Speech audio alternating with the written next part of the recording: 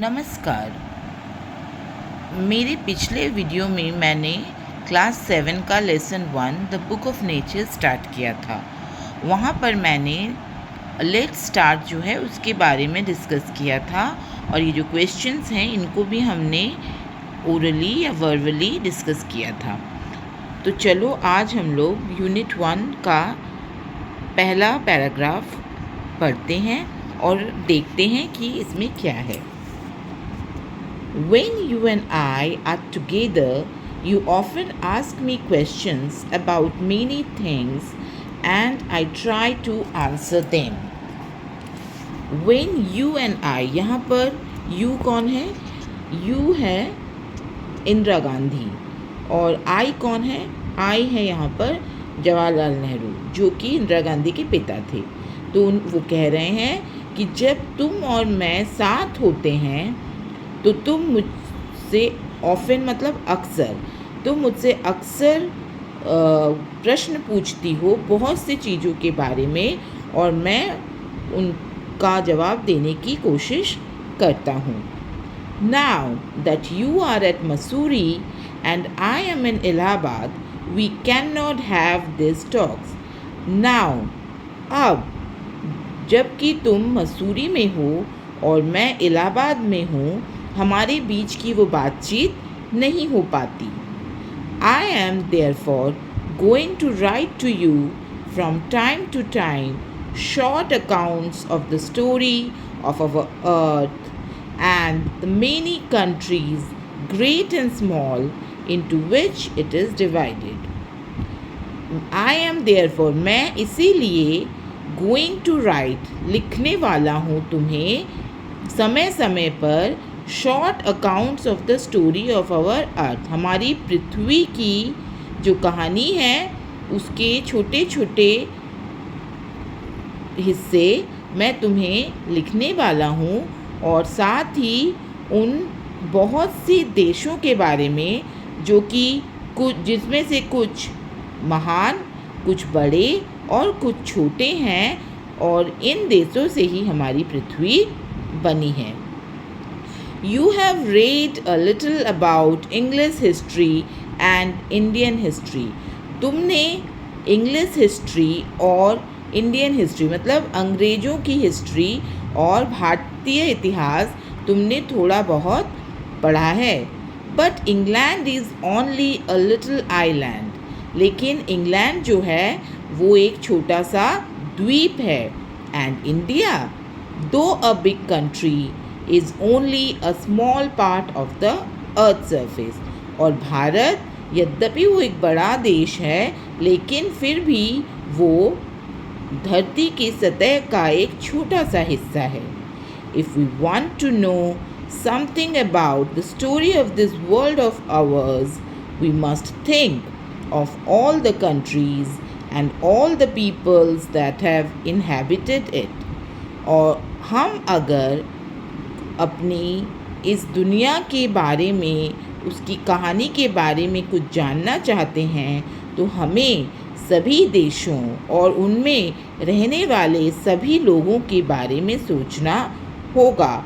And not merely of one little country where we may have been born, ना कि केवल उस छोटे से देश के बारे में जहाँ पर हमने जन्म लिया है। और एक बार मैं इससे अच्छी तरह से समझा देती हूँ पैराग्राफ 1 को। द लेसन 1 जो है बुक ऑफ नेचर, ये जो है ये पंडित जवाहरलाल नेहरू द्वारा अपनी बेटी इंदिरा गांधी को लिखे गए चिट्ठियों का की एक किताब है जिसे कंपाइल किया गया था, जिसे एक साथ उन चिट्ठियों को एक साथ करके एक किताब निकाली गई थी, letters from a father to his daughter. उसी किताब में से लिए गए कुछ हिस्से हैं जो द बुक ऑफ नेचर में हम लोग पढ़ेंगे। तो फर्स्ट पैराग्राफ में जो है वो नेहरू जी चिट्ठी लिखते हुए अपनी बेटी को कह रहे हैं कि जब तुम और मैं साथ में होते हैं तो तुम अक्सर मुझसे कई चीज़ों के बारे में प्रश्न किया करती हो और मैं उनके जवाब देने की कोशिश करता हूँ। अब जबकि तुम मसूरी में हो और मैं इलाहाबाद में हूँ तो हमारी वो बातचीत हो नहीं पाती। इसीलिए मैं समय समय पर तुम्हें अब लिखूँगा अपनी पृथ्वी और उसमें बसे हुए बड़े और छोटे देशों के जो छोटे छोटे विवरण हैं मैं तुम्हें लिखकर भेजूँगा। और तुमने इंग्लिश हिस्ट्री और इंडियन हिस्ट्री मतलब इंग्लैंड का इतिहास और भारत का इतिहास तुमने दोनों ही पढ़ा है, लेकिन इंग्लैंड जो है वो एक छोटा सा द्वीप है और भारत यद्यपि वो एक बड़ा देश है, लेकिन वो धरती की सतह का एक छोटा सा हिस्सा है। तो अगर हम अपनी पृथ्वी के बारे में, अपने विश्व के बारे में हम अगर अब जानना चाहते हैं कुछ भी, तो हमें उन सभी देशों और उनमें रहने वाले सभी लोगों के बारे में भी सोचना होगा, ना कि केवल अपने उस छोटे से देश के बारे में जहाँ पर हमने जन्म लिया है। जब हमने द बुक ऑफ नेचर का फर्स्ट पैराग्राफ यूनिट 1 का पढ़ लिया है, तो उसमें से जो नए शब्द कुछ हैं इंग्लिश के, उनकी हिंदी अर्थ मैं आपको यहाँ बता देती हूँ। टुगेदर मीन्स साथ। ऑफन मीन्स अक्सर। देयरफॉर मीन्स इसलिए। अकाउंट्स मीन्स विवरण। आइलैंड मीन्स द्वीप। दो मीन्स यद्यपि। इनहैबिटेड मीन्स बसे हुए। तो मुझे जो शब्द लगे कि आपको उनके हिंदी अर्थ बता देने चाहिए, मैंने बता दिए हैं। अगर आपको यूनिट 1 के पैरा 1 का कोई और शब्द या कुछ और शब्द जो आपको समझ में नहीं आ रहे हैं, आपको उनके अर्थ जानने हैं, तो आप कमेंट में लिखें, मैं उनके अर्थ आपको बता दूंगी। और मैं आशा करती हूँ कि आपको द बुक ऑफ नेचर के यूनिट 1 का पैराग्राफ 1 अच्छी तरह से समझ में आया होगा। मैं आपसे कहूँगी कि आप पैराग्राफ 1 को अच्छी तरह से पढ़ें और उसे समझने की कोशिश करें।